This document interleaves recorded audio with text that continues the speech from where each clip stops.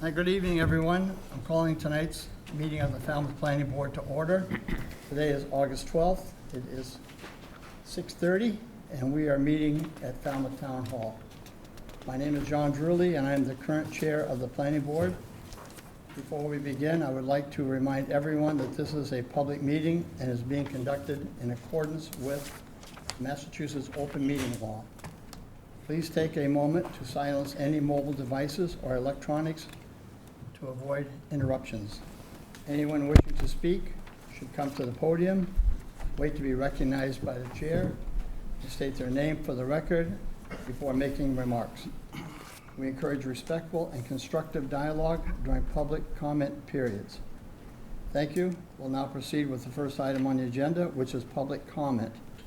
If anyone wishes to speak about something that is not on the agenda this evening, please come to the podium, state your name. Okay, since no one is coming to the podium, we're going to begin the meeting. And we're going to start off with the minutes. Tom? Mr. Chairman, motion to approve the July 22nd minutes as presented. Second. All in favor? Aye. Aye, unanimous. So then our first public meeting is a meeting that I have recused myself from, and, no, it's The not. covenant? Covenant release. It's like, I'm sorry. You're trying to get out of here Yeah, I too was trying to fast, get out of John. here, exactly. Have to make a phone call. The applicant, Merrill Engineers and Land Surveyors, on behalf of Joao Junqueira, I believe, preliminary subdivision application to construct a 5 lots residential development. Oh, so that's our Covenant first- Covenant release. I passed right over it, sorry. You did. Okay. Told you were trying to get out of here too Yes, I was. fast. Okay, covenant release request for 187 Central Avenue, Betts Way, DEF covenant release request. Jed? So, thank you, Mr. Chairman. Included in the board's packet is a request from the developer for a 4-lot release. This subdivision was approved by the board back in 2021. It's named Betts Way. As you can see in your packet is the request for the release of the covenant in lieu of a bond. Our engineering division has reviewed it, and they have provided you the recommendation of $171,548.84 as the recommended bond amount in lieu of the 4 lots that are currently under covenant. Our recommendation is that you follow the engineering division's recommendation. Included in the packet, so this subdivision's a little different in the fact that they've had a third-party engineering firm do all of the inspections. Under normal circumstances, our engineering division would do it, but those inspection reports are included in your packet, and they were sent to the engineering division, so they had all of the information that you see tonight. Thank you. You're welcome. Did their estimate for the work to be finished, the bond, is that from their engineer? Do you know? It is from the developer themselves. Okay. The amount requested is from our engineering department. I know there's 2 numbers here, but Yeah, I so- understand that. Yeah, it has a contingency baked in. Okay. Thank you. Any discussion? No. No? I will move that we approve a bond for what our engineers recommended, $171,548.84 in lieu of releasing the covenant. Okay, $171,548.84. Can I get a That second? is to release all 4 lots on Betts Way. To release all 4 lots on Best Way. Best Way, yes. Can I get a second, or a motion? Second. All in favor? Aye. Aye. Unanimous. Terrific. Thank you. Thank you. Now I will recuse myself. John, before you go, I'm trying to remember its number. Wasn't it 53G? There was some talk a couple of years ago about the town moving to that system of having outside engineers paid by the contractors do that work rather than our engineers. What became of considering that thought? Too expensive. We didn't vote for it. Yeah. Right. It didn't pass. It didn't pass, so that's it. Well, we could try it again. No, I'm not suggesting that. I just wondered why it never came forward again, but they have opted for it. That, In this case, it was just to post a bond for the work to be completed. Yeah, So, our engineering department came up with that number to complete the project. I can see that. The Yeah. the road build-out and landscaping, et cetera, so. so if I may, for clarity purposes, in the decision issued by the board back in 2021, one of the conditions was that the applicant or the developer at the time seek out and do those inspections with a third-party engineering firm. So it was a condition within your approval. Normally, that's not a situation. Our engineering division does it themselves. Thank you. Okay, any other questions or comments? Then I'll recuse myself and Pat, Now you you can get out of here. chair this hearing. Okay. Public meeting. The applicant is Merrill Engineers and Land Surveyors on behalf of Joao Junqueira. The preliminary subdivision plan application to construct a 5-lot planned residential development, PRD, subdivision at 428 Carriage Shop Road. And I see someone here for the applicant. Not Tim Santos from Merrill Engineering. Right. For the record, Kevin Clower, I'm an attorney here in town, and I am pinch hitting for Mr. Santos this evening because he is on a well-deserved vacation. But I'm before you right now representing Joao Junqueira, who is the owner of 428 Carriage Shop Road, which, as you know, is a 8.9 acre parcel of land. Mr. Junqueira is here this evening. So this matter's been before the board, and you were previously presented with a 5-lot preliminary subdivision plan for a planned residential development. It's worth noting that what's being presented, what has been and what is being presented is a preliminary plan, which is effectively an agreement to make a plan. So we sort of, depending on how this evening goes, our intent is to be back here for you with a definitive subdivision plan, as well as a request for a special permit for a planned residential development.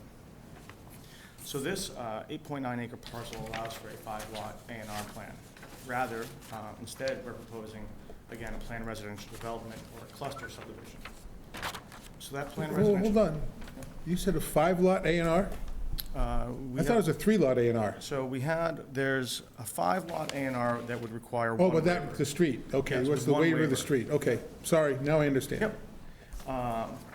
What we are requesting is, the planned residential development allows for a reduction of lot size requirements, including square footage, lot width, and frontage in exchange for open space. And that open space is designed to provide buffer, privacy for the lots being created, as well as privacy for abutters.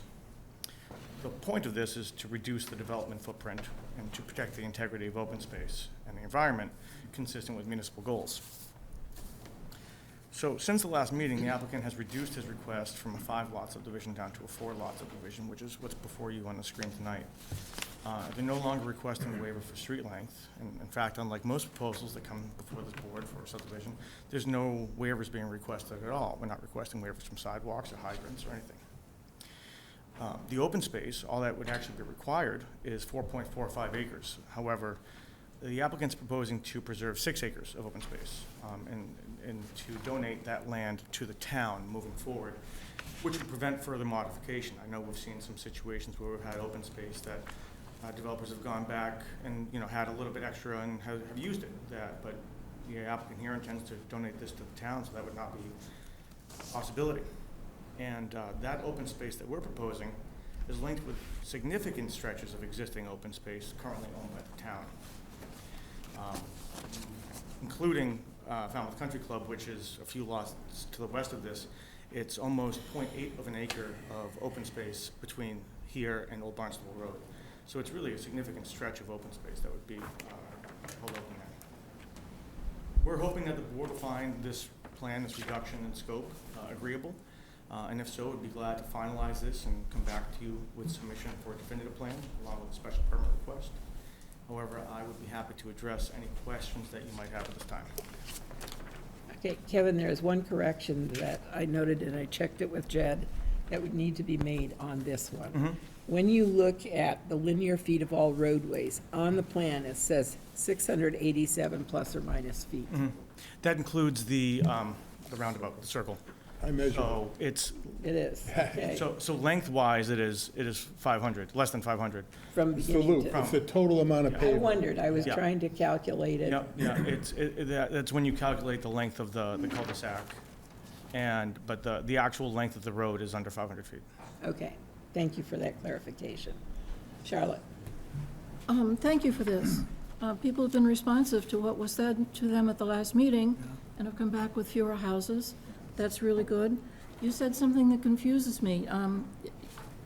First you said now you're not seeking waivers, but then you said plus a waiver. Which is it? No, there was, the 5-lot A&R plan would have required a slight waiver in Right. road length, but we're Right. not requesting that. Not. So this is for 4 lots, no waiver on the road. And one thing I neglected to mention in my application, in my little soliloquy there, I know there was some concern about manure piles relative to existing properties. I think it's important to note that if you look at the open space itself is 20 feet wide, and then you have a 10-foot setback here, plus a 10-foot setback on the other side of that property line. So that's 40 feet right there. To the extent that there are any existing piles on adjacent properties, would of course locate those relative to the definitive plan, and we could increase the required setback on any of those parcels if need be. We can impose a more stringent setback requirement than the bylaw requires. Would it Further be- questions, Charlotte? Would it be correct to assume that you have conferred with the abutters on this? I'm coming into this fairly late, so I know that they've come in. There's been some commentary given at the hearings, and I know that that's been taken into account, and they've tried to be responsive to those comments. Thank you. Bob? I'm good. I just have a technical question about the use of A&R. It's approval not required, but how can you have approval not required when you have to have a waiver? I think that, Doesn't that, isn't that a conflict? I mean, I think what Attorney Clower meant to say was subdivision plan. Yeah, it wouldn't be an A&R plan. okay, That's- I only took objection to the terms A&R because what I've learned about A&R is it's really a simple plan. It is or it isn't, and we don't get to say we endorse or we don't endorse. Right. And I didn't think that's what we were doing So, here. so Mr. Fox, an A&R plan would be relying on existing frontage, whereas we'd be creating the frontage under a subdivision plan. So I'm good with it now. Just wanted to get my words straight. Okay, Tom? I like it. It's, versus the original here, you have 3 monster homes and you're clustering 4, and you're maintaining open space on both sides. I think it's a good plan. I think it helps the abutters. Okay. I would love to have the 3-lot subdivision. I just like more open space if it can possibly be had. But I'm not sure that we can do this because we can get other things coming in here that we might not like too. And we are donating an additional acre and a half of open space that's not actually required. I know. That could have been utilized in one or more of the existing lots. So, I think they've minimized the lot sizes to a great extent. As has been discussed, Mr. Junqueira has hopes of using Lot 4 for his own property. And, where instead of 50% open space, we're putting almost 2/3 open space, 0.67 of the overall lot into open space that would be donated to the town and joined with the existing. So that being said, that my preference would obviously be the 3 lots if we could do it. I think a good effort has been made to get the best that we could get with a subdivision here. Of course, I'm going to listen Of course. to people there. Charlotte? I think it should be noted, your proposal involves taking land off the tax rolls, is that right? I mean, open space that was restricted in, as would be under planned residential development would not be taxed as developable land anyways. So it would be taxed at a significantly lower rate. So I think that the trade-off of open space donated to the town is probably worth whatever minimal tax would have been gained by that open space being retained by the association. Thank you. Am I right in saying that the selectmen would have to accept this Yes. donation? So And it's not a done if not, the deal? town, I mean, there are other possibilities, whether it be conservation or 300 committee or Sure. Jim? I'm in favor, at first, I didn't think it was a good idea to give it to the town for the same thing Charlotte mentioned, taxes. However, going back, we've done a lot, first of all, I'm really happy with the planned unit development, and this is our best tool to keep open space, and I think it's really good that we're getting behind this. But there's a lot of subdivisions that we go back and look at now, and we can't tell whether the open space, we forgot, we don't have it. And I've actually had people come up to me and said, hey, I own this land behind me, I got 4 acres, it's open space, can I develop it? I had to come back to Jed, he had to dig in and find an old plan and say, no, it's part of a development, but it caused confusion. I think, and I know the tax rate is really, really low on open space, so I think it's a great, now I'm in favor of giving it to town, making it town land, and everybody knows it, we all have access to it. I objected to it before, and now I've just reasoned my way through it. I think it's a great idea. Anybody else on the board? Other comments? We'll hear from the public? We are going to. I just wanted to poll the board first. Oh, okay, thank you. Okay, now, anybody from the public, if you wish to make a comment, ask a question, please come up to the podium and state your name.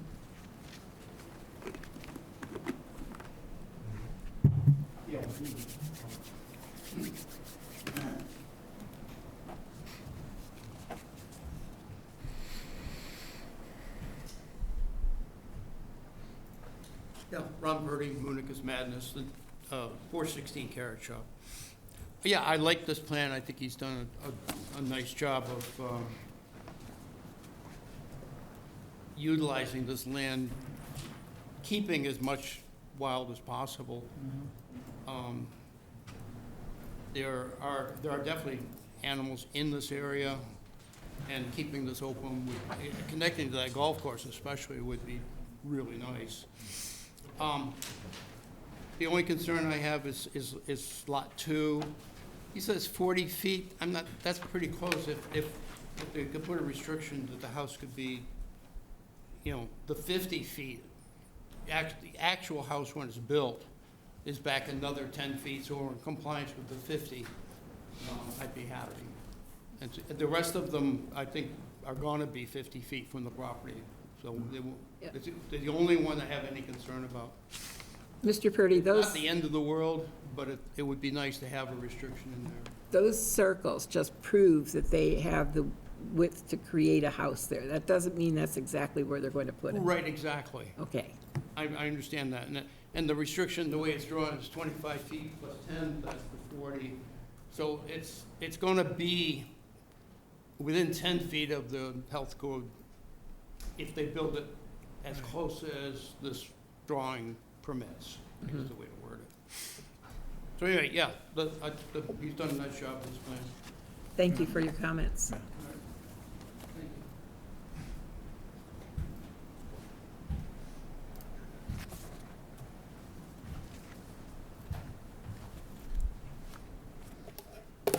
Good evening. Nice to see you all for the third time in a month. My name is Bob Baker. I live at 40 Crosswinds Way, and I am a direct abutter to the land at 428 Carriage Shop. This new plan, of course, is news to me. I wish I'd known there was another plan. I wish I'd had time to look at it. But I have had questions in the past. I still have some points I wish to raise. Some of them may be a little moot because of the new plan, but here I am. I still have questions regarding the open space land. I see absolutely no advantage to the town accepting a gift of this land. I know the amount of taxes that would be paid on it are minimal. I knew that. But I would prefer that it remains open space in perpetuity and be deeded as such to the 4 owners of the land, or I guess an HOA or whatever it would be. But I would prefer that. I felt that 4 house lots of a half an acre each were kind of small. Now I understand that the 3 lots are going to be 15,000 square feet, which is even smaller. Considering the size of the house lots on both sides of this, of the farm on one side and Carriage Shop where I live on the other side. I also have questions about the larger lot that has been indicated to be the home of the developer. I have absolutely no reason to not believe the developer, nor do I have any reason to believe him. My experience in 18 and a half years at Crosswinds Way includes a person asking us for a driveway and then was going to build a house. The foundation went in, you can go by and see the foundation which was put in 15, 16 years ago, was caved in. You also can see a 15-foot pile of weeds, which is from yard waste that he allowed to be trucked in by contractors, by, landscapers. There are also 2 empty truck bodies there that were being used for storage, et cetera, et cetera. That person took down a post and rail fence and told me they were going to be putting in a really nice white fence. That was never done. The house was never built. Another developer came along and bought the 2 lots at the very end of the cul-de-sac, which have a shared driveway. He did build 2 nice houses, and they are very nice neighbors, whatever. But he did tell me that they were going to be putting in white gate fences kind of on both sides. I think gate's probably the wrong word, but white entrance fences on both sides. That was never done. A horse corral was built, and it's a very nice horse corral, but I was told that it would be painted white. It has never been painted white. We were told 2 weeks ago, I believe either outside here or a day later, that a new plan would be in the works, and that it would be shared with Mike, who's not here tonight, and then Mike would be able to share it with all of us. Well, that didn't happen either. So you can see that I'm a little skeptical when a developer tells me something. I'm a retired school teacher. I had nothing to do with any of this kind of stuff. But I'm skeptical when people tell me something and then it never happens. I don't want to say they lied to me, but you can call it what you want to call it. All right? I also have concerns about the wildlife corridor. I have, we don't have this thing up here, but I have a 50-foot wildlife corridor the entire length of my property, which abuts this development. And that, among other things, precludes me from putting in a privacy fence. If I hated what they wind up doing, I had all sorts of issues with it, and that's what a lot of people put up, privacy fences, I can't do that because I have this wildlife corridor. I haven't heard anything about any kind of wildlife stuff, with this development. So part of me is fairness. I'm saying, why do I have this and the people right next door to me do not? I mean, I have enjoyed the few deer that come through. I have enjoyed the turkeys, which at one time we had 45 turkeys at once on our property. I haven't seen too many lately. I can live without the rabbits and the coyotes, but, I like that idea, and I have some concerns. I have the wildlife. Why does this development not? It's a question of fairness. And it is, honestly, it is not my intention to do everything I can to block development. It's simply my intention to try to maintain the character of the little part of East Falmouth, which I moved here, my late wife and I built the house of our dreams. It's a really nice street. The neighbors are nice and whatever. I love the farm. I don't hear any of the animals inside the house, but when I go outside, I hear them, and I love to hear them, Occasionally, if the wind's blowing the right way, I get a aroma. But, it's a nice area, and I'm not opposed to that area being developed. I just never thought it would be, wilderness forever. But I'm just concerned about the character of the neighborhood, and it is a nice neighborhood, so I thank you. May I ask you a question? Sure. What I'm understanding is that you like the idea of the open space, but you'd rather have it belong to a homeowners association than to the town or the 300 committee, or, is that correct? The town I came from, I attended every town meeting for 30 years, and they rarely ever accepted property, and most of the time, it was like swampland, like some developer coming in saying all this lovely stuff, and it was useless land. I don't see any value to this land going to the town. I would not like it to, go to the homeowners, and then so many years from now, which I probably won't be here, but so many years from now, all of a sudden it gets developed. But I guess that could be deeded accordingly, I would believe, in perpetuity as open space. So I just don't. I'm also a town meeting member. I don't know if this has to come before town meeting. I would probably stand up and speak against it, and I can think of at least a dozen people I know who would say, what's the advantage to us taking this? And, I don't understand that at all. Jed, did you have any comments you'd like to make? Yeah, so, very briefly, as it relates to the open space, it is only an option. So there are technically 3 options in the bylaw for the open space. It can remain as property of the HOA. It can be donated to the town or to a nonprofit land trust of some sort. So it's just an option that can be ironed out in the definitive plan stage, sort of the next step. And there are qualifications or requirements for if the town were to accept it, it would have to be of certain value. So in your draft motion, if you're ready, we have language that would support that. Basically having the applicant meet with certain town departments to figure out if there is value to that land to the town for taking it, and it would end up ultimately having to be accepted by town meeting. Does that answer questions? And Jim, you had a Yeah, we, throughout this whole meeting, I've heard all kinds of testimony about wildlife corridors. Every single plan that I've looked at has a note in it and say there is no restrictions on wildlife, yet the public gets up and keeps talking about it. We've already approved the plan. I think you see the notes on the square. I checked it. It's on every single plan. It said it isn't there, and the engineers swore to it and stamped it. So is it or isn't it? It's on my property. I'm just telling you, the plan that we have submitted, I read it carefully. There's 4 different notes on it, and it talks about the wildlife corridors, and it said it doesn't exist. And yet I've heard the neighbors get up over and over and say it does. I'm confused. Is it or isn't it? So it 100% is within a wildlife corridor overlay district. Part of that requirement means that the applicant needs to meet with the Marine and Environmental Services Division of Natural Resources and confirm that the plan as it's currently shown doesn't affect wildlife migration within that area. They have done that. I attended that meeting with them. They will receive, or you will receive, in the definitive plan process, a formal referral from MES stating the requirements of the wildlife corridor overlay district. And it We're doesn't- just not there yet. But it says it doesn't affect them, right? No, I think what you're reading is Yeah. notes related to endangered species and ACEC areas. It doesn't mention that I see anywhere. Under notes number Yeah. 4, it's Right. mentioned. It- Okay, it says number 4. It says it's in the wildlife corridor. It's not, it says the site is not within a priority habitat per NHESP map, priority habitats of rare species, for species under the Massachusetts Endangered Species Act. If you go to notes number 4, it says it's in the wildlife corridor. Yeah. Yeah.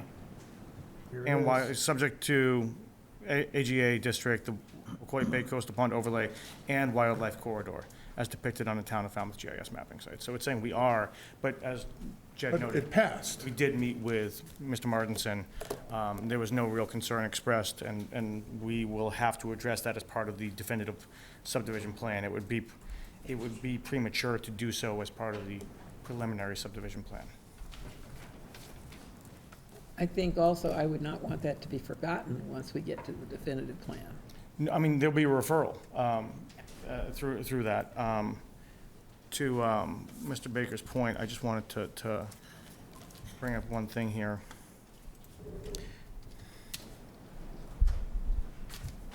So what we're looking at here is this property, and this rear portion here would be the area that's open space. And you'll see here, this is town open space. This is town open space. This is town open space. This is town open space. And this is town open space. So the benefit is linking an additional 6 acres to the town open space that exists today. Can you just click on the theme? There's an open space Yep. theme. Yep. That might show it a little bit better. Under the base theme? No, Nope. scroll Just- down, Might There be. we go. right there. There you go. So it would be attaching an additional 6 acres of open space here. So that is the benefit of extending what is a wildlife corridor in open space. You know, he mentioned that these are small house lots, but that's entirely the point. The point is to have smaller house lots and to minimize the area of disturbance and development.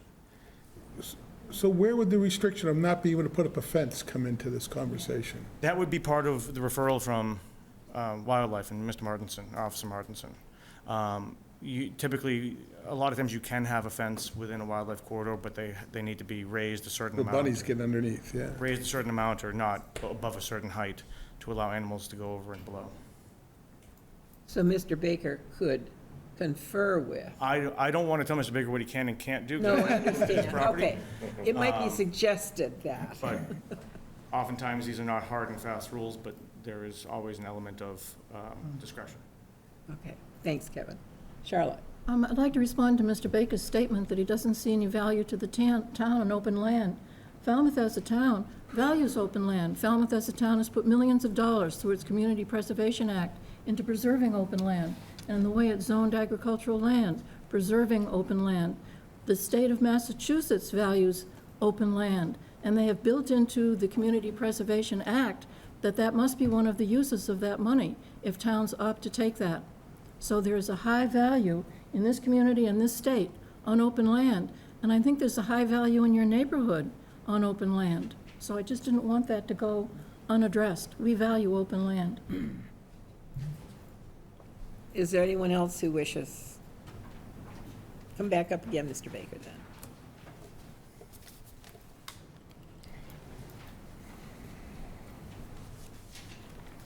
then. First of all, I didn't think I indicated that I didn't value open land. I just thought that the open land should belong to the people who own the land as opposed to the town. I have this, done by an engineer in '05, and it says wildlife corridor per section 240-91 of the Falmouth zoning bylaws. And it's not just me, it's part of my neighbor on one side, and it's part of both of the people who have the shared driveway. It's part of their property also, so I've had this forever, but, so, it does exist. Yeah, we're not disputing that it exists. Okay.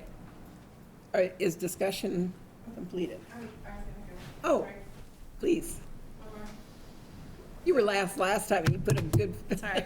summation together. I'm Amy Vickers, and the map is still up, so I'm that weird little parcel there, that weird little shape. I don't know how to describe that. That's where I am. But today I really like the idea that they have cut it back to 4. So I'm positive with what they're doing. I think this is a good idea, but I don't want it to get overlooked the other elements, because when this is approved and some of these elements are ignored, then the next person is going to go, oh, well, we approved this, but we forgot, 10 things. So I just wanted to make a point of definitely eastern box turtles cross through that property, without a doubt. There's no way anybody could argue. I've seen them for 10 years, every year. And there was an article in the Enterprise, let me pass this out, in 2023, where it was put forth to the town that they were supposed to be studied on the Saxon property, and then somehow they forgot to study them. It never got done. Like, who's following up on, you guys make decisions, I'm not saying this is bad against you guys. Everybody makes decisions, but then nobody follows up on what's supposed to be done. And that's a problem. But it happens over and over and over again. And it's like, I'm not a specialist. I'm not, and you guys have tons to do. I can't even imagine doing your jobs. I wouldn't want to do your jobs. I couldn't do it.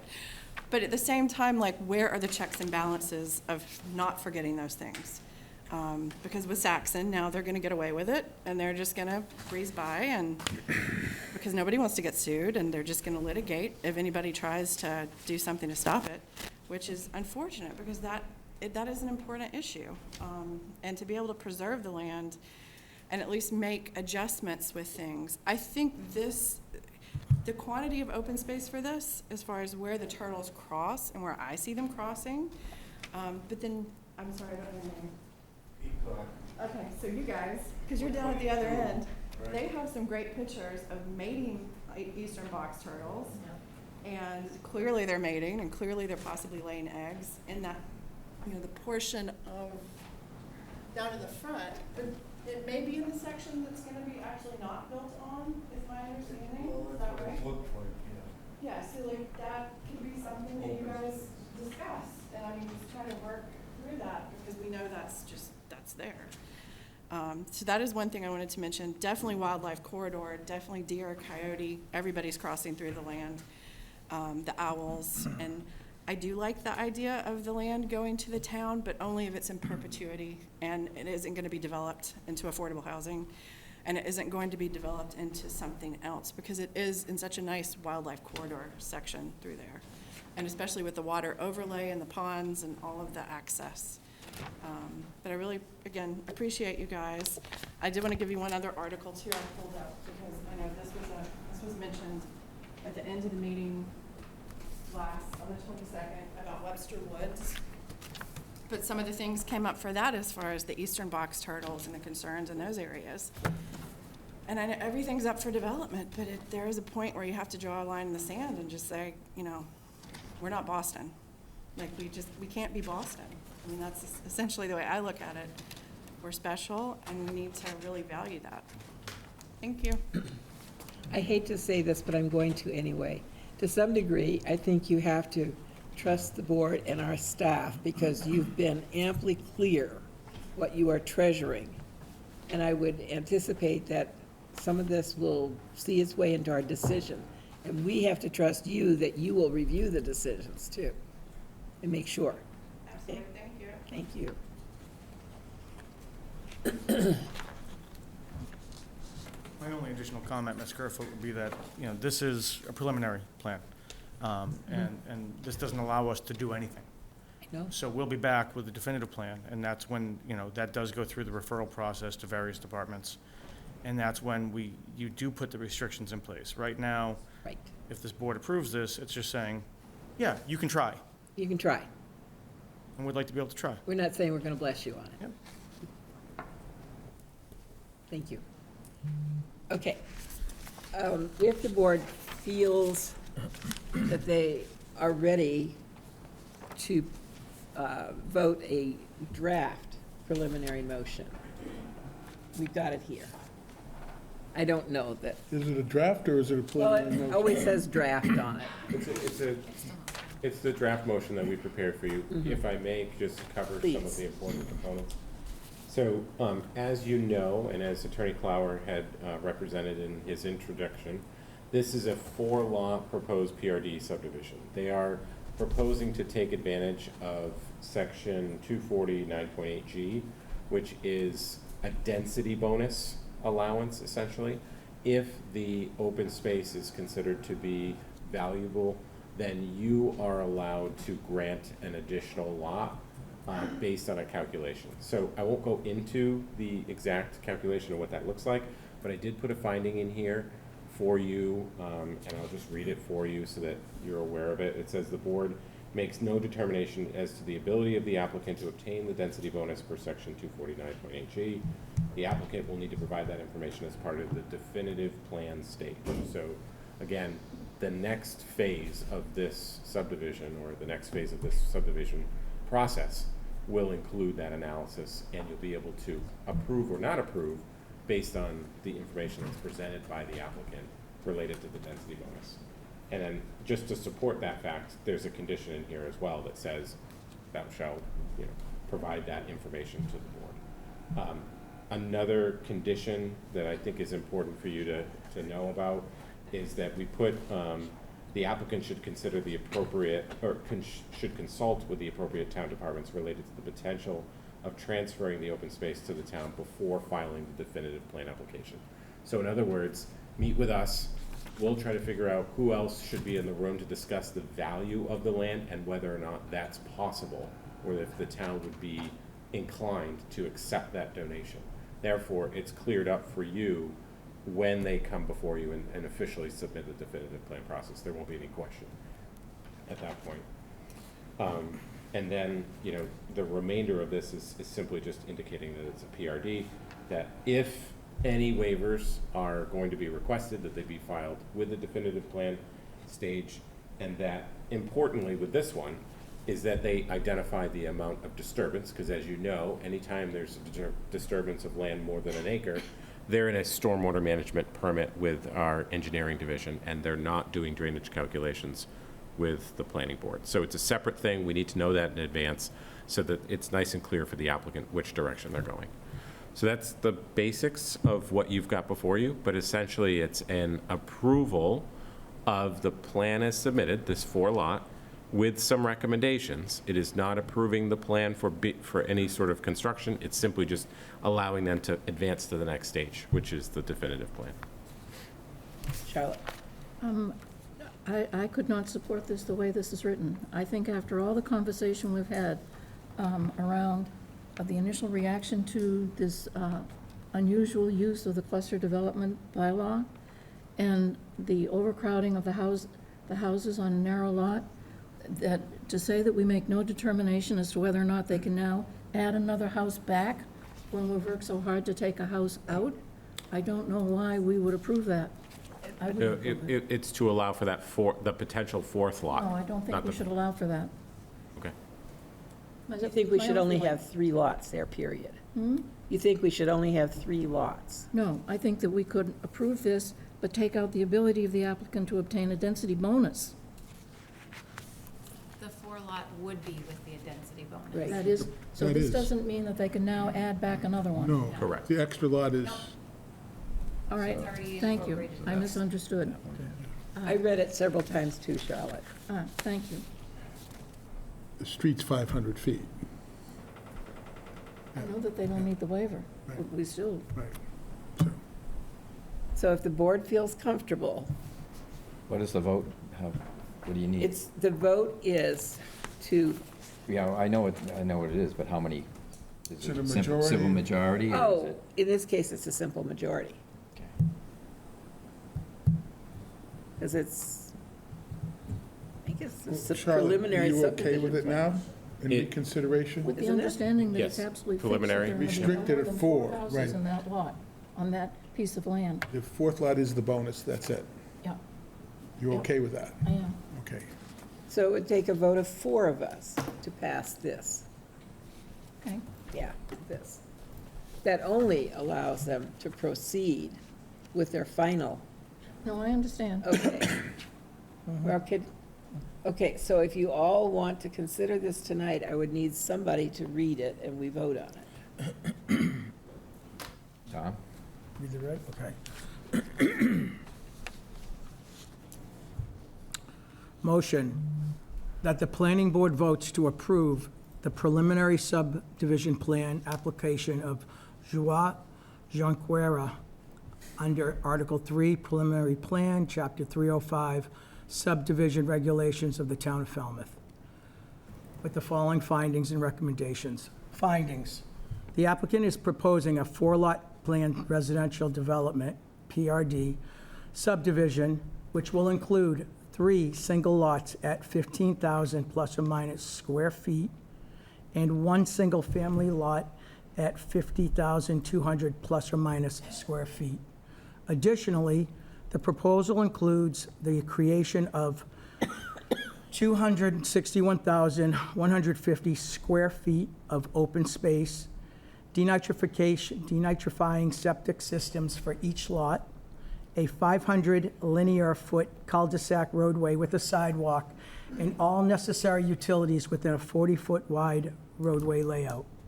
The board recognizes the benefit of smaller clustered lots and protected open space, and therefore supports the applicant's intention to move forward in the process as a planned residential development, PRD. The board makes no determination as to the ability of the applicant to obtain a density bonus per section 240-9.8G. The applicant will need to provide that information as part of the definitive plan stage.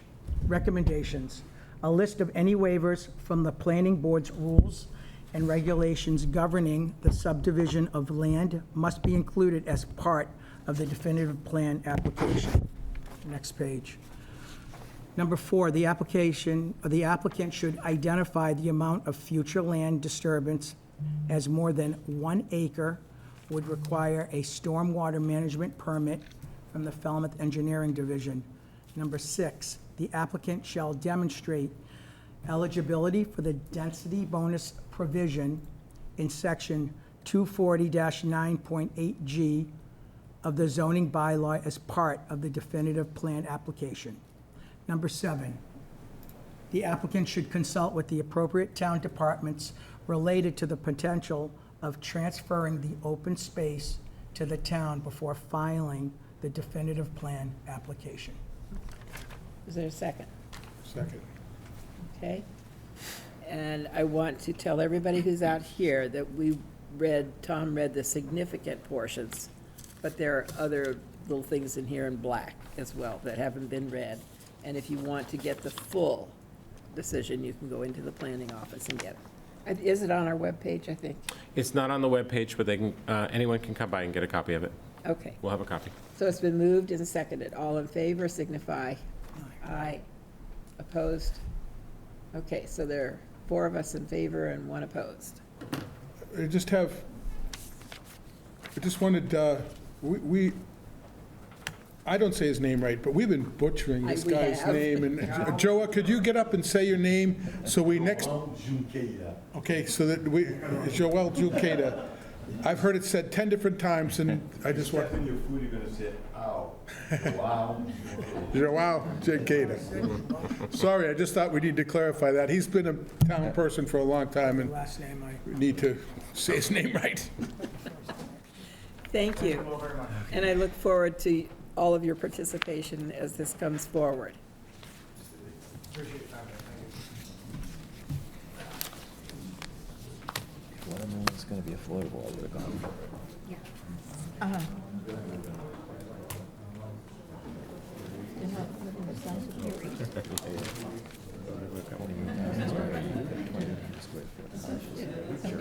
Okay, and we'll need all of you to move out for conversation, because I want to get home early tonight. Joao Junqueira. You're paying attention.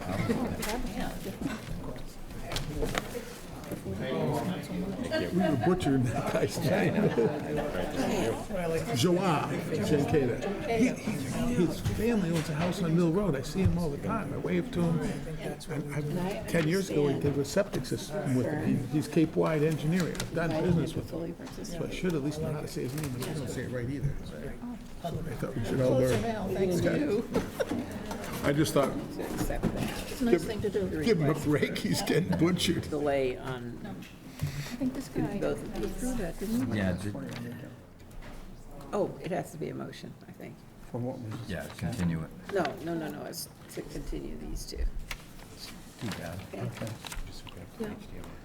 Joao. Continue. For that property. Yeah. That's what we want. We have 2 of them or 1?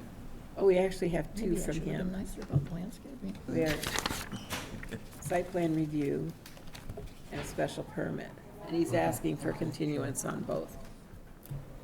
That is correct, isn't it, Jed? That is correct, yes. So we're doing Sorry. bylaws. No, go ahead, sorry.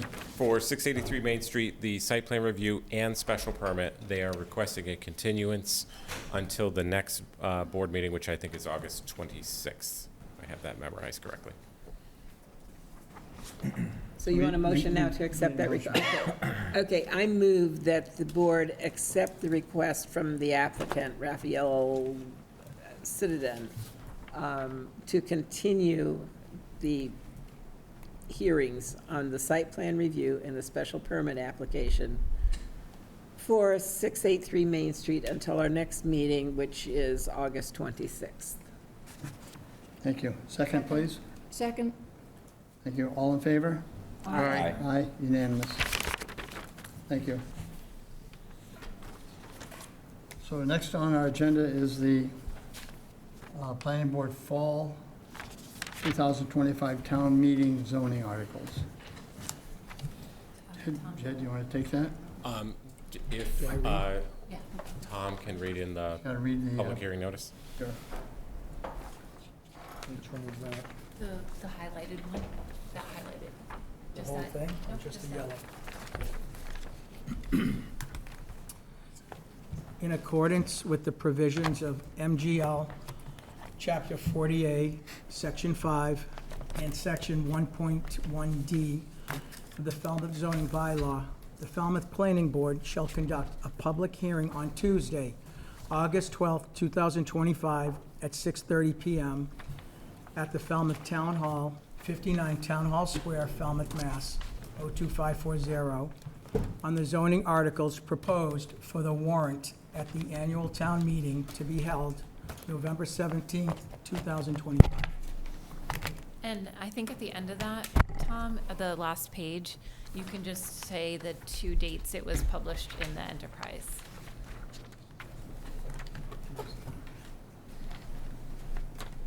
Yep.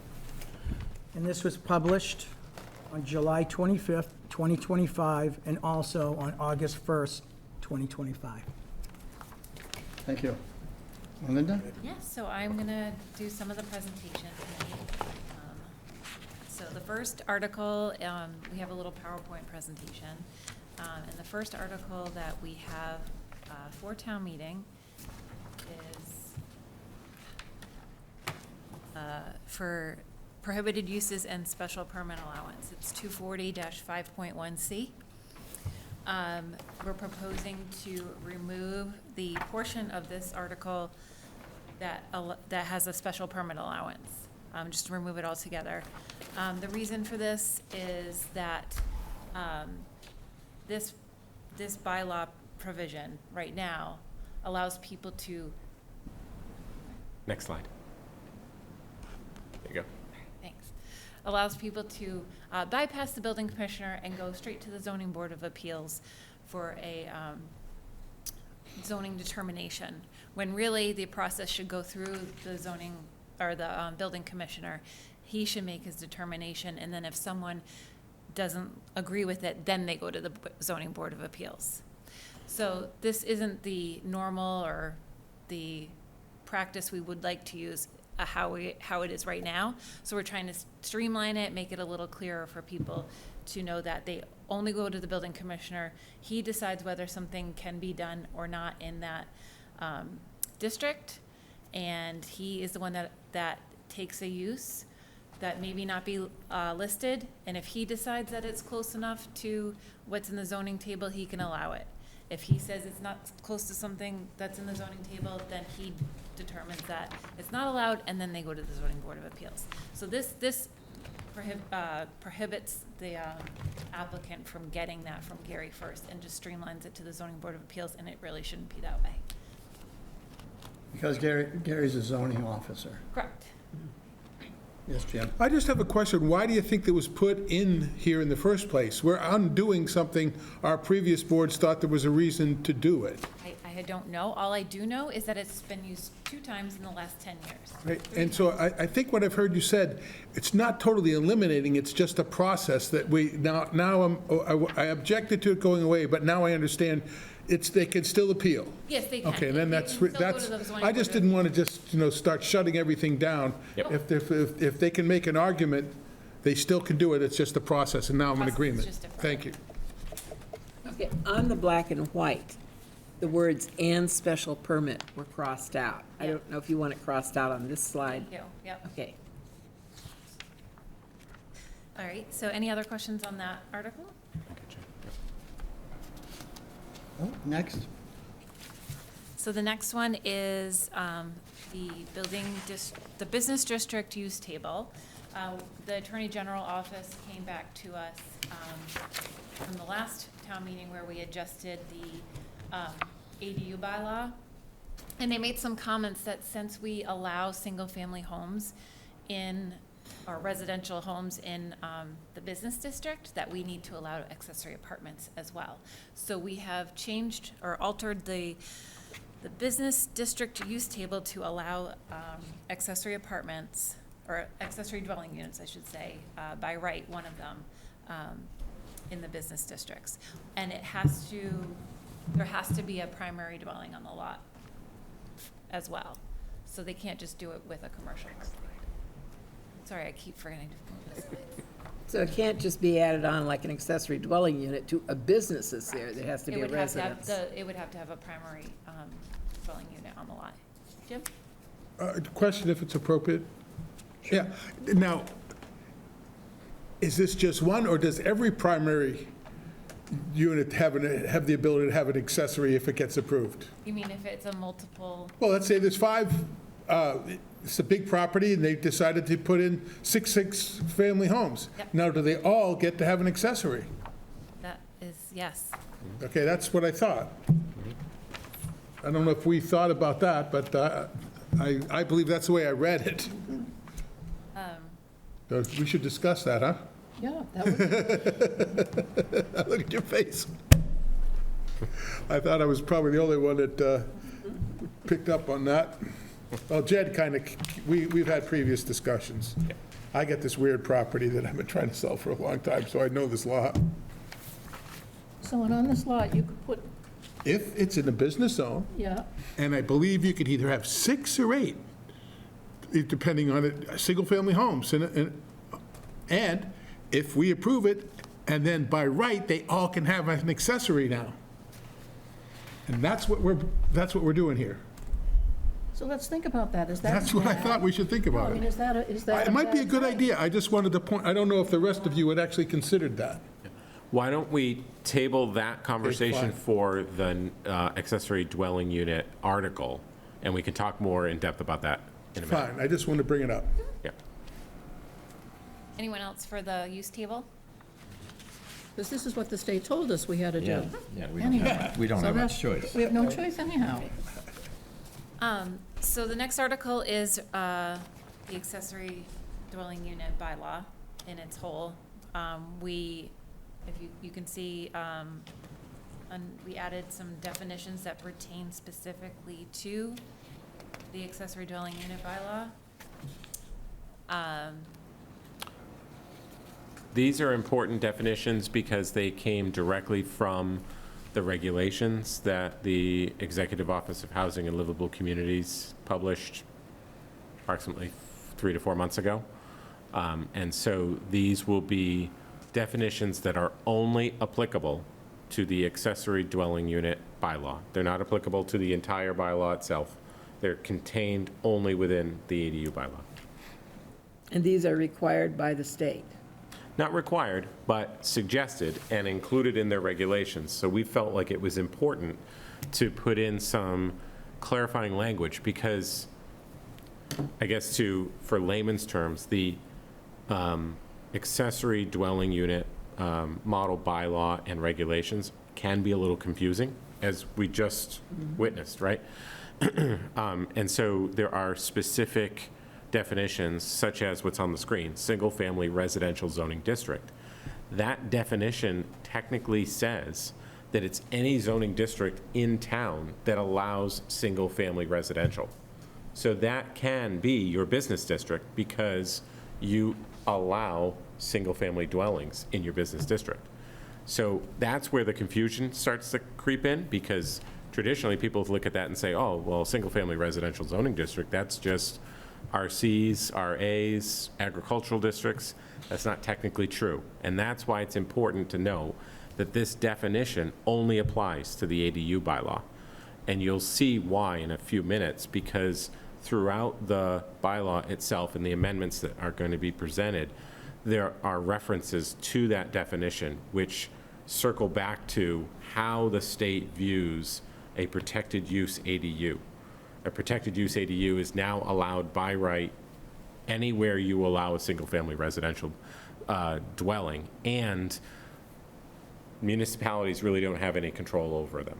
They are a protected use now. They're similar to child care facilities, solar, any sort of Dover Amendment application, so educational facilities, religious institutions.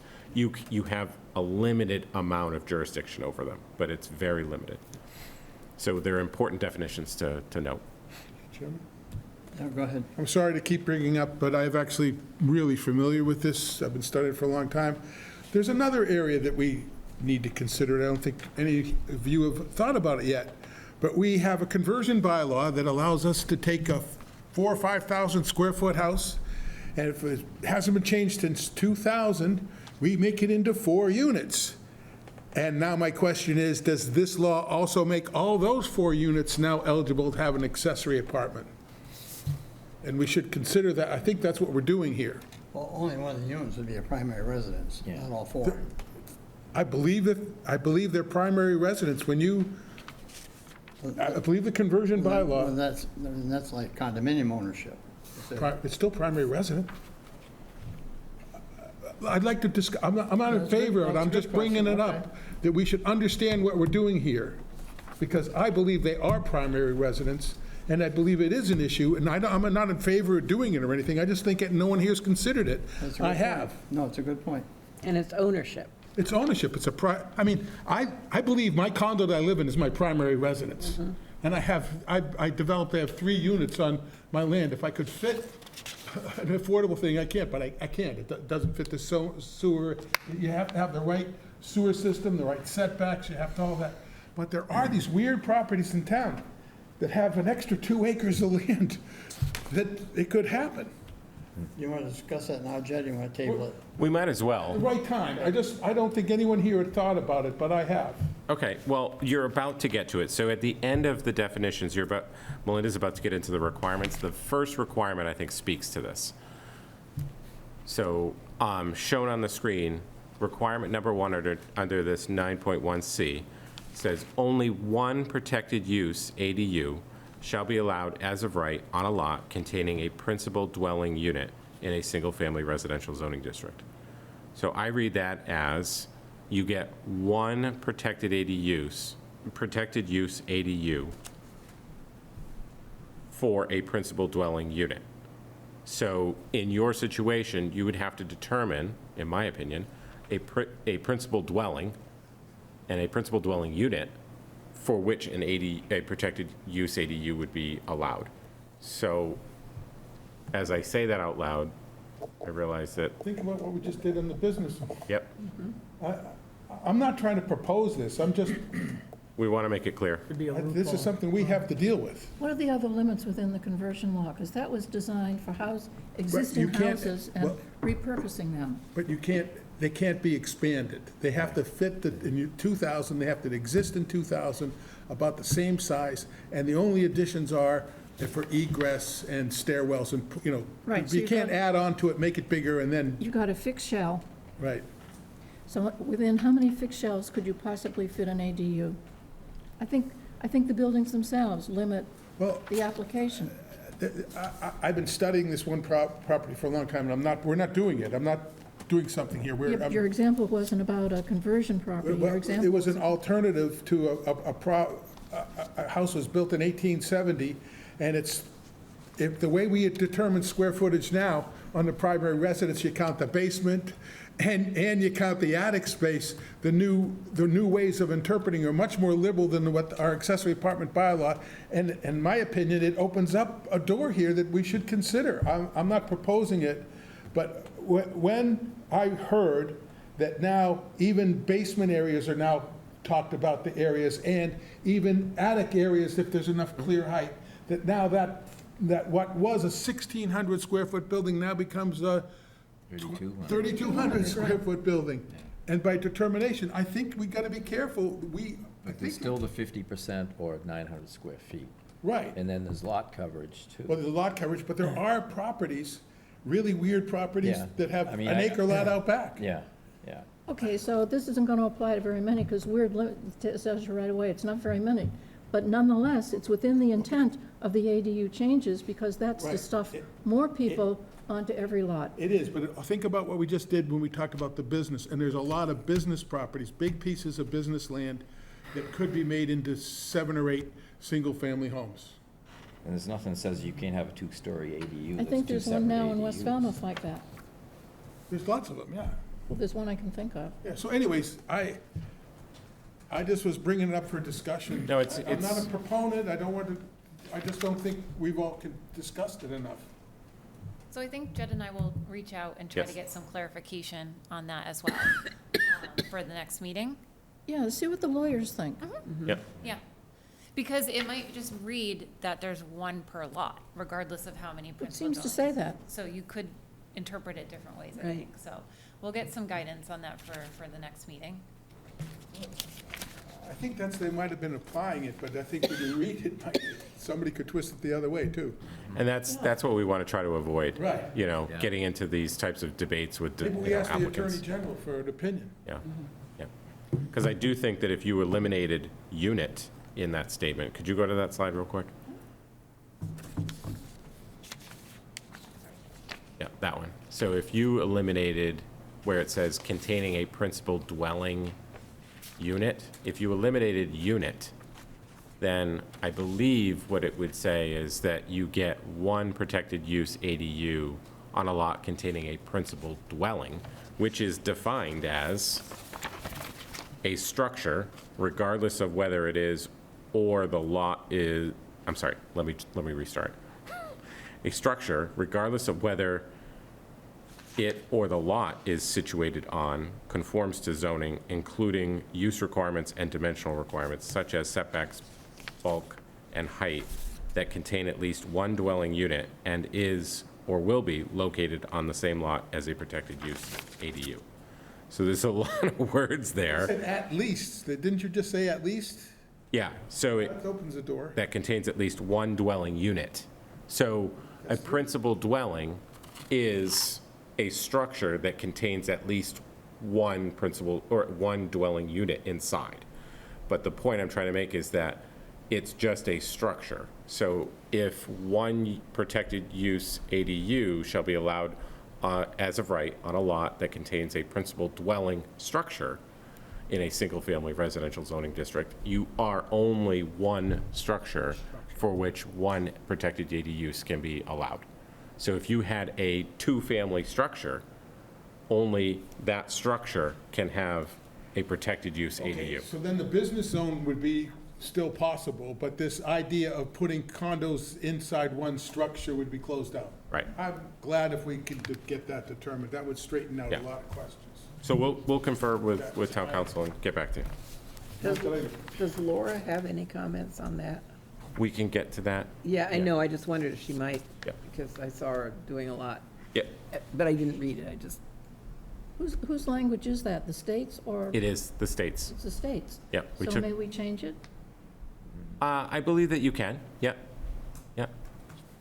But again, we'll confer and we'll come back at your next, your continued hearing, because this will be likely at least a few meetings to make sure the public is aware and has the opportunity to comment. Can we only change it if we make it more restrictive?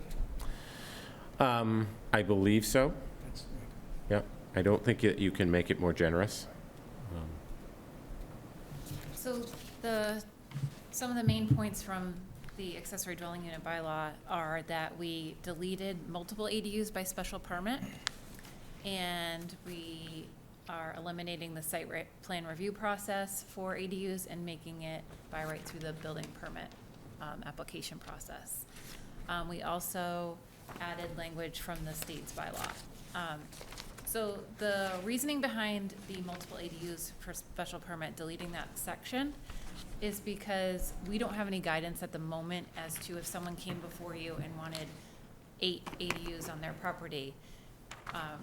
We don't have guidance right now or a criteria that you guys have discussed on what that would look like. So I think before we start allowing multiple ADUs on a lot by special permit, we should have a discussion on what we want, how many we want, certain size or lot size requirements, a little structure, rather than having someone come in and just propose a bunch of ADUs by special permit. I have a question on this. I believe the state's trying to get us to consider tiny houses. Yes. And this is gonna be in the face saying we're not gonna do that. No, it's just a discussion on how you guys want to approach it. Yeah. How you guys. But we're deleting it as a special permit now. Yeah, we don't have to have it as a special permit. The state isn't making us, we only need to provide the one by right, which we are, and we don't have to allow any by special permit. So we're just taking it away from now till the board has time to decide what criteria they would like for the special permit process. So we could, because I have people telling me all the time, well, I want to do tiny houses, I want to do this. I said, I don't think you can. I don't think, our zoning doesn't allow for it. Well, that's why through the special, so if you allow it by special permit right now, if you keep it the way it is, then someone could come and do all that. So we're And going to end any possibility of tiny houses until we redo until the you law decide, again. yeah, I think just wanted to I make think it that needs to be clear. a longer discussion amongst the board on what you would like to see or not see, some guidance, so that when someone does come in the future, or if someone does come in the future, you have something, set out of what you would like. Because it's important to note that Anything past the first protected use ADU is what's considered to be a local ADU, and you can create further restrictions, or you can set square footages over 900 square feet. You have total control over that second and beyond ADU. And so it's important for, if you're going to allow it, you're going to want to have the guardrails in place before allowing it. What we're saying right now, we're not going to allow it. Correct. Until- Temporarily. Until we as a board have time to discuss how you want that to look if someone came before you for Right. multiple ADUs. One is easy, but there are some people that would come with multiple. And there's no rules in place saying what size you'd want that second one to be, capped at, number, How you et want the cetera. building, if you want it all in one building, what if they were separate buildings, you know? That's when you can get into the design, Bob, that you were concerned about. Yeah. That's where you have more control over the second ADU and beyond. But the first, So it's out of your until we have hands. parameters that control what you want, we shouldn't allow it as a special permit because we don't have any guidelines. So when we have that discussion, we should kind of have an example type of situation. Let's say somebody has 3 acres, they build one house on it, 1,800 square feet, 3,000 square feet, whatever. Then they get their by right ADU. Then we need to discuss, okay, on 3 acres, how many ADUs would fit Right. that would work with the lot coverage, work with setbacks, work with septic. So that's the discussion that Yep. we're planning to have. yes. Okay, So you'll have the control over figuring all that out. yeah. So that won't be it for this town meeting. That's why we're putting a pause on that for now and just allowing the protected use ADU. So at town meeting, we're going to be telling them for now, No special permit. no tiny houses, this is all something to be dealt with in the future. I think, Correct. yeah, yes. That's what we're saying, right? Yes, that's what you're saying. I'm not sure that it's going to be, I think we might get some pushback on that. Please don't think I'm in favor of anything, I just have Yep. been dealing with this professionally. The other things, the other requirements, the gross floor area is 50% or 900 square feet. That is the same. Second one's a really good one. Yep, sorry. The protected use ADU shall not operate as a short-term rental at any time.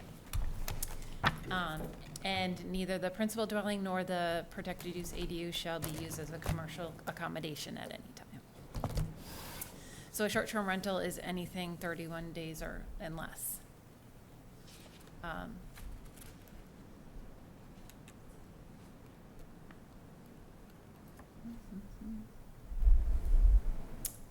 There's other things I believe that we took out were there's no restrictions on bedroom counts now.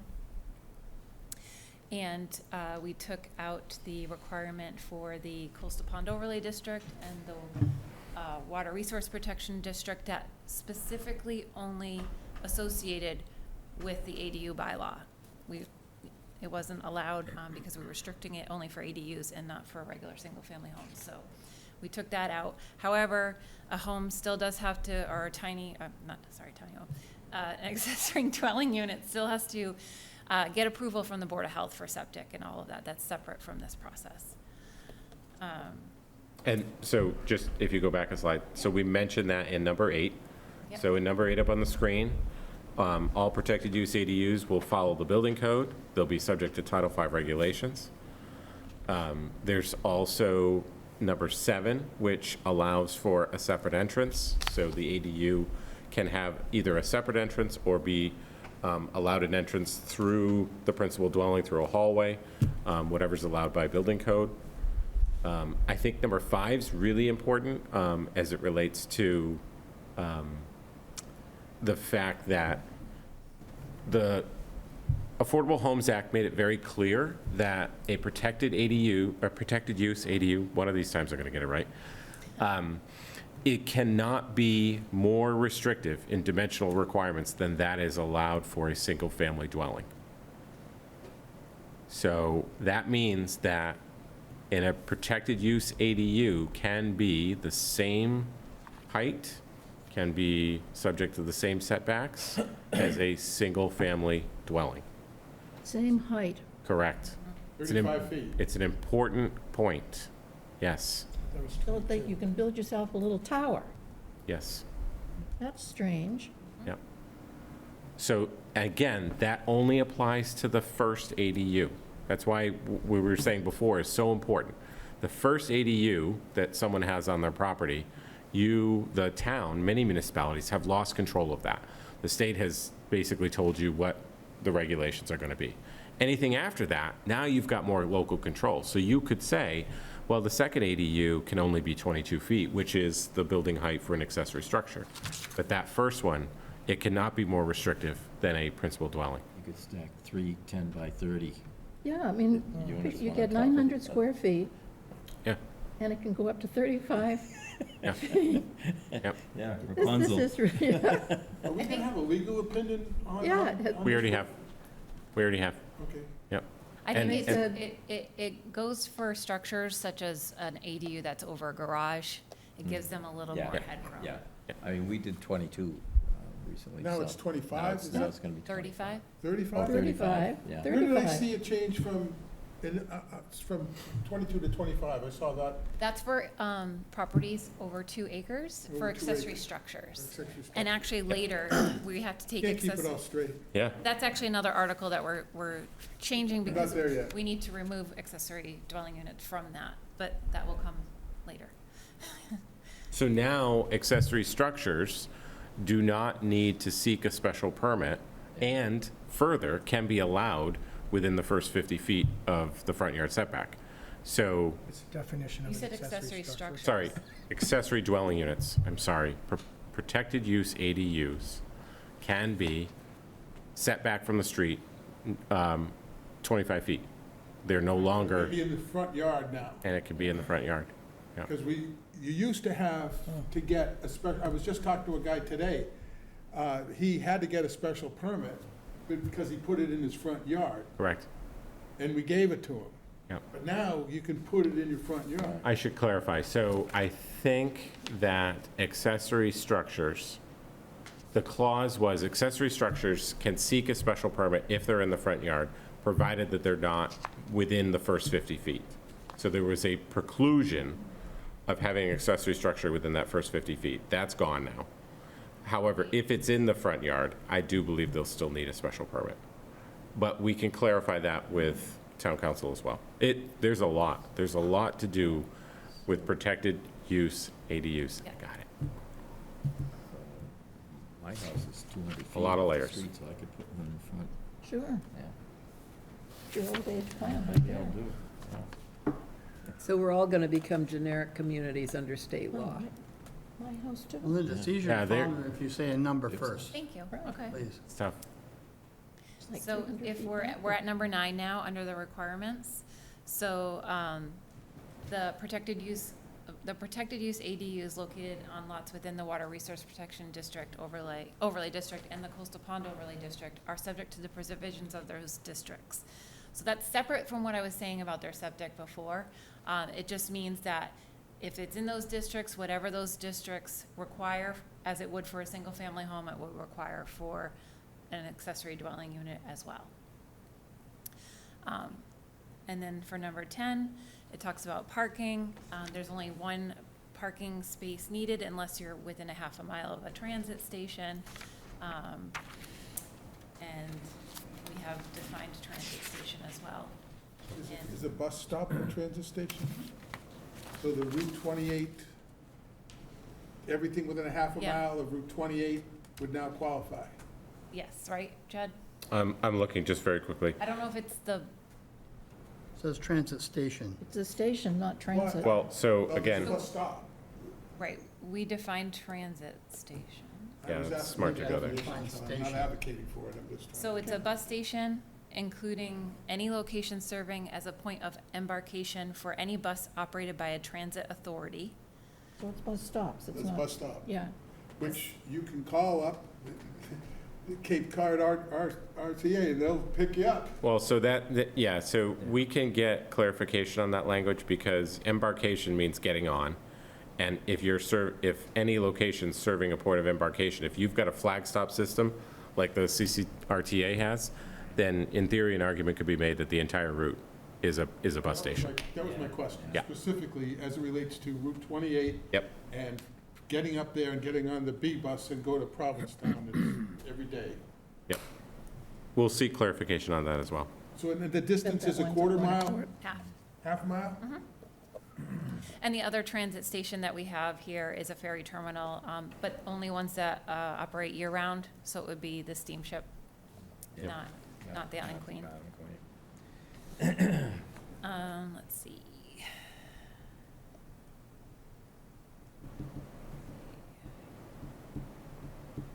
So number 11, a protected use ADU shall be permitted within or on a lot with a pre-existing non-conforming structure, so long as the protected use ADU can be developed in conformance with the building code and state law.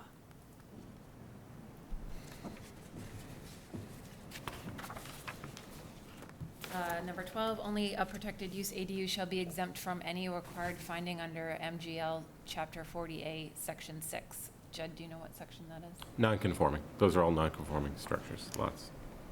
And then number 13, protected use ADUs located within the town's designated historic districts shall comply with the requirements of Chapter 36 of the Code of Falmouth and the design requirements adopted by the Historical Commission.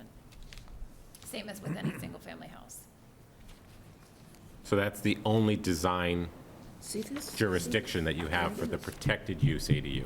They're not gonna come here anymore.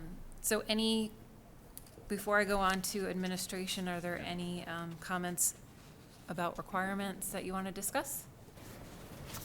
I'm going to go on. No, I think we're all set. Okay. So the next portion is administration, Section D. Number 1, the building commissioner shall approve a building permit authorizing a protected use ADU installation and use within or on a lot with a principal dwelling in a single-family residential zoning district, including within or on a lot with a pre-existing non-conforming structure, if the requirements of Section 249.1C are met.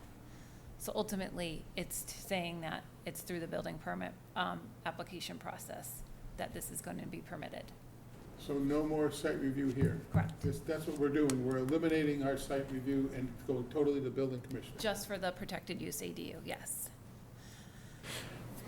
So in number 2, that goes right along with it. It's a protected use ADU is not subject to the requirements of Section 240, 12.2 site plan Okay, review. so I think we should think about this for a minute, because there's quite an industry developing now of prefab ADUs.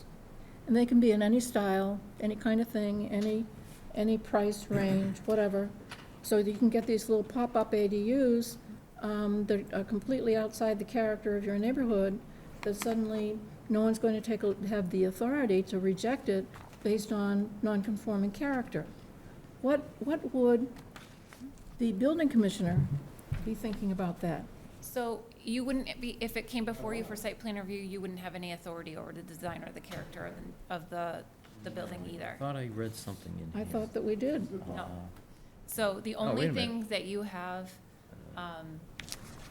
authority over is the size, the height, and the parking.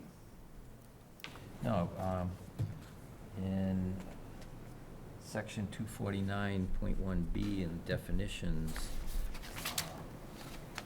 for the principal dwelling or within a detached accessory structure on the lot, an accessory dwelling unit shall be constructed so as to maintain the appearance and essential character of a dwelling or accessory structure thereto located on the lot. We actually have to remove that. Oh, That was one of the comments that is in Laura Attorney Moynihan's. General objected. And, Okay, and okay, we caught it after, so, okay, so I thought because it was here, we were gonna. yeah. So that's being changed. This doesn't belong here anymore. Correct. Okay.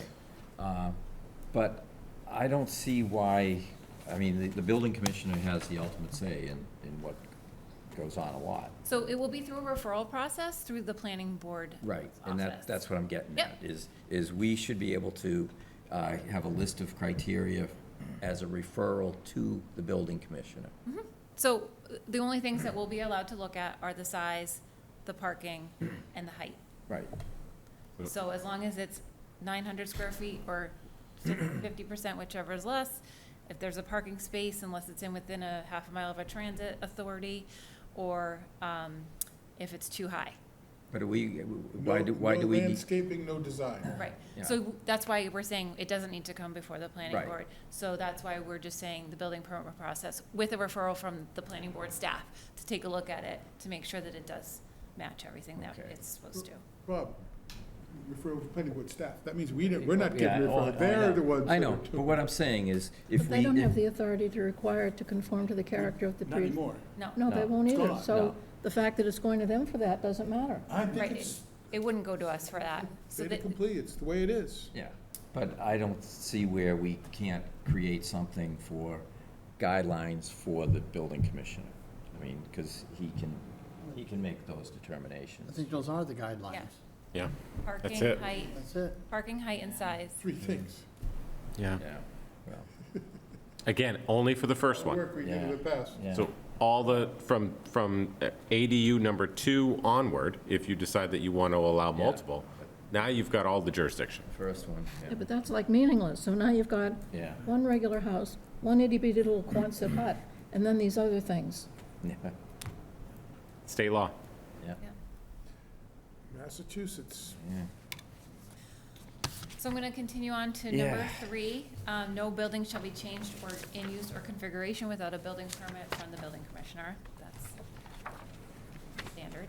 And number 4, no building shall be occupied until a certificate of occupancy is issued by the building commissioner where required. So that's the ADU, the protected use ADU bylaw summary. I'm gonna let Jed come up and do articles.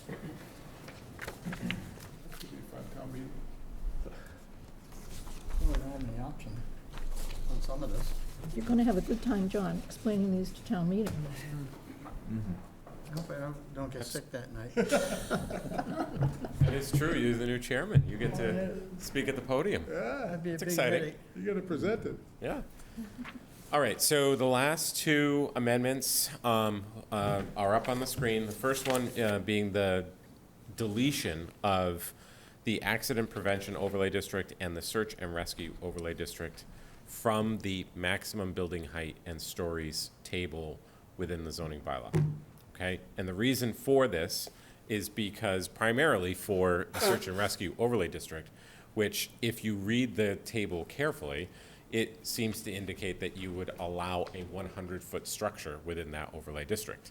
That is not technically what it says, and I should note that the search and rescue overlay district is already in your zoning bylaw.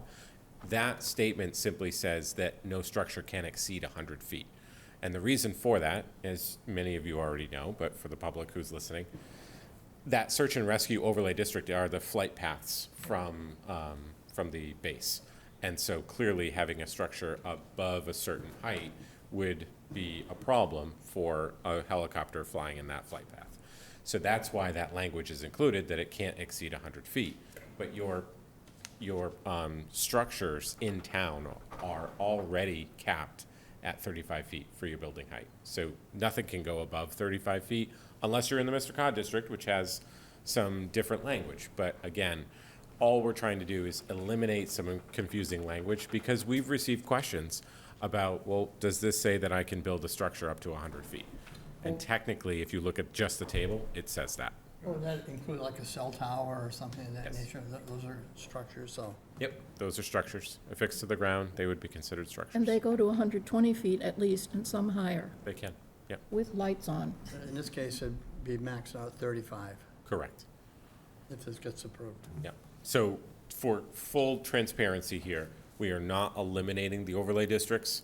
We're not eliminating any of the language in the overlay districts. All of that remains the same. We're just removing these 2 overlay districts from the table within section 11.5A.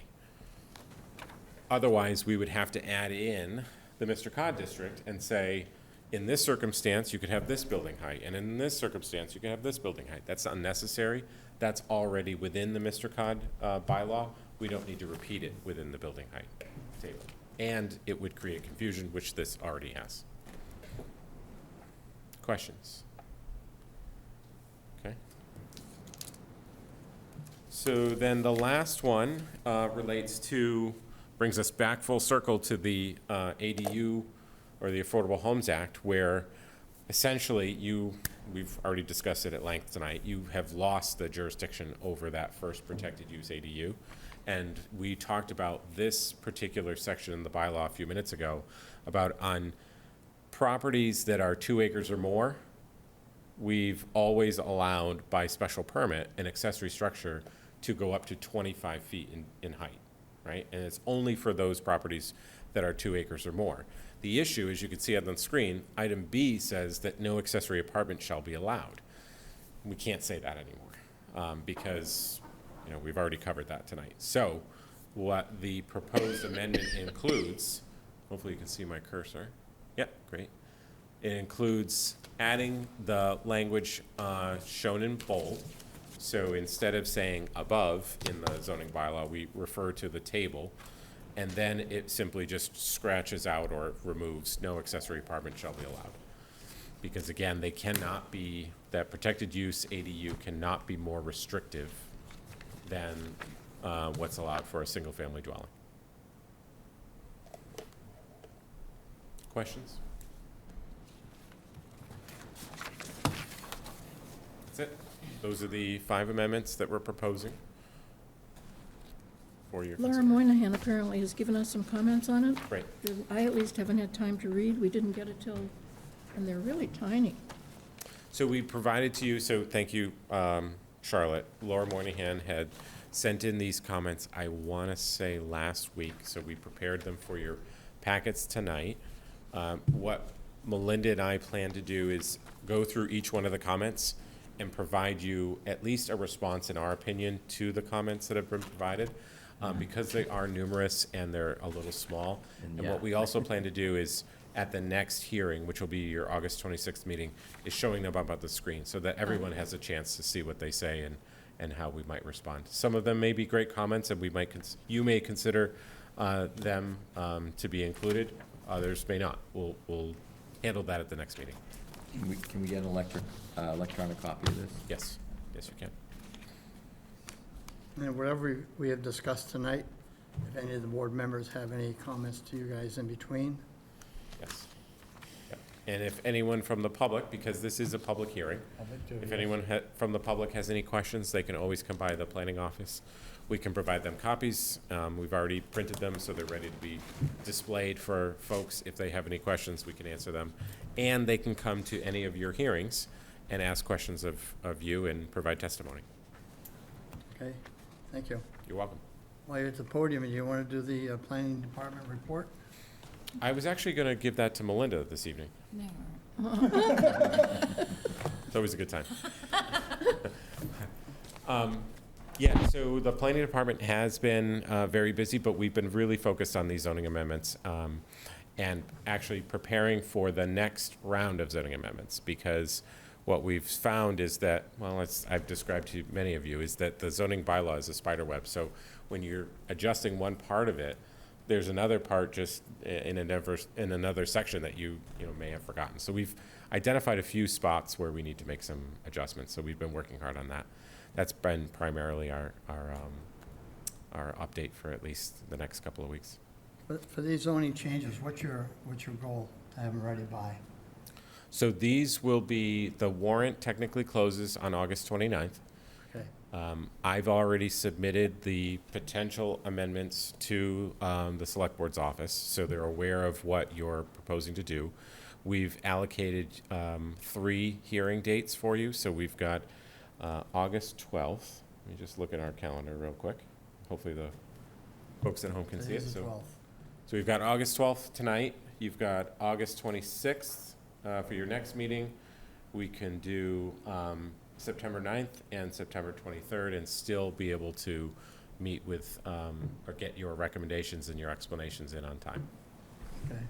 So we've got ample time. If we find that we need to add another meeting, we can certainly do so. I'm not seeing anyone from the public tonight, but if there are folks that really have burning questions, they can always attend one of your next meetings. Okay.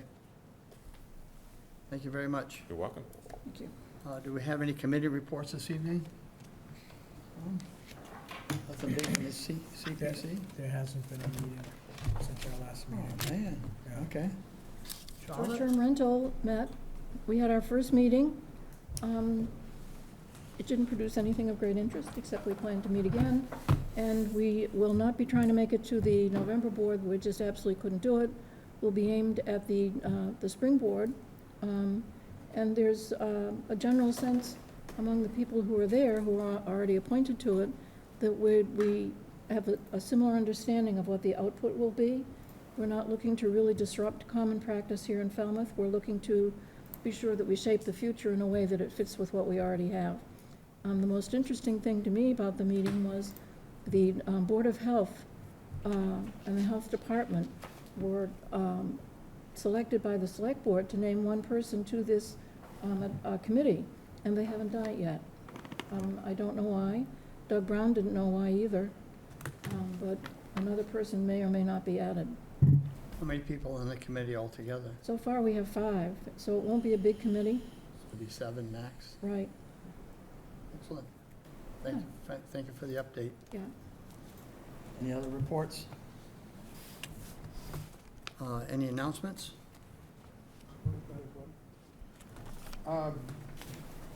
Having closed down my art gallery, I got to know a lot of people that like to do live music, and I was doing a lot of events there. I've actually gone back to the EDIC and asked if I can start doing live music at the train station. At the depot? At the depot, and on August 31st, from 4 to 6, we're giving free ice creams, an outdoor picnic, and we're having 4 different groups play live music outside. And they're not being paid, they're amateurs. But there's so many, I got to know so many people that liked it, they encouraged me to try to find another venue. And the EDIC, the stations, no one doing it, the station's kind of gone dead again, so I'm gonna try to jump back in and pump Good it for up. you, good. What time? 4 to 6. 4 to 6. It's a picnic, you just bring your own picnic, and Okay. I got Ben and Bill's gonna have about 150 free ice creams for the first, halfway through, we're gonna give away dessert. Multiple flavors or one Yeah, flavor? they're gonna have 3 flavors, they're not gonna have all of them. They pre-package them, they scoop them up, and I'm paying for it. I mean, it's not, I don't have, Could you say that again, please? I'm paying for it. Oh, there you go, okay. We'll be there. It's free, and they're gonna have about 120 servings is what we're gonna get. I mean, they charge $7 for a scoop of ice cream. It's really, Only for you. Yeah, really only. that's the price. You get a little kiddie's cone, it's $7. No, the Interfaith Alliance isn't paying that. We're doing an ice cream thing on St. Barnabas Lawn, and we're not paying anything like that. You haven't Ben and Bill's doing? No, That's the difference. You gotta get still good ice cream. Smitty's. Smitty's does us. All right, any other announcements? No. You want to talk about your promotion, Melinda, or no? Different day? Just Okay. kidding. Any future agenda items? No? Okay, thank you. And Tom, any general correspondence? It's a slow night tonight. Okay, so the next meeting will be August 26th, and then September 9th. Boy. I think for the record, before you adjourn the meeting, that perhaps you make a motion to continue the public hearing on the zoning articles to the August 26th date.